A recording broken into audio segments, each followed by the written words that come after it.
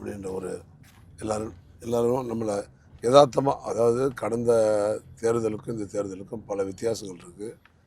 மக்கள் மிக எழுச்சியாக இருக்காங்க.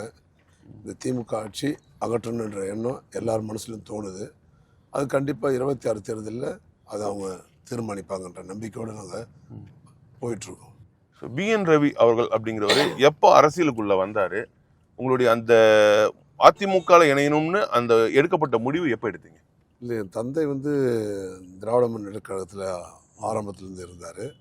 புரட்சித் தலைவர் எம்ஜிஆர் கட்சி திமுக விட்டு வெளியே வரும்போது அவரோட வெளியே வந்துட்டாங்க. அவருடைய செயல்பாடு, அவர் நடவடிக்கை, அவர் படிக்கிற காலத்துலேயே எங்களை கொடி ஓட்டுறது, அந்த அரசியல் சார்ந்ததெல்லாம் கூட்டு போகிறது. 7வது 6வது படிக்கும்போது என்னை மேடையில் ஏற்றி 7வது படிக்கும்போது அன்றைக்கி ஸ்டேஜில் ஏற்றி ஒரு கவிதை மாதிரி எழுதி கொடுத்து அதை படிக்க சொல்லி, அந்த அளவுக்குலாம் அதில் ஒரு சின்ன வயசுலேருந்து அது மனசில் ஆழமாக போச்சு. புரட்சித் தலைவர் எம்ஜிஆரை மிக மிக ரொம்ப நேசித்து பிடிச்சவர்.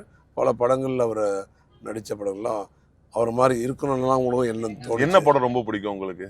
குடியிருந்த கோயில் ரொம்ப நல்ல படம். தாய் கத்தனியன், தாய்க்கு பின்தாரம், நல்லா அவர் படங்கள் பிடிக்காத படங்களே இல்லைன்னு சொல்ல முடியும். வேட்டைக்காரன், அந்த மாதிரி எக்கச்சக்கமான படம். கடைசி காலம் வந்த மதுரை மீட்டர் சுந்தரபாண்டியன் கூட நான் ஃபர்ஸ்ட் நாள் ஃபர்ஸ்ட் ஷோ பார்த்துருக்கேன். ஃபர்ஸ்ட் நாள் ஃபர்ஸ்ட் ஷோ பார்க்கறதா தலைவர் படம். கமலா தேட்டர் தான் போய் பார்த்தேன்.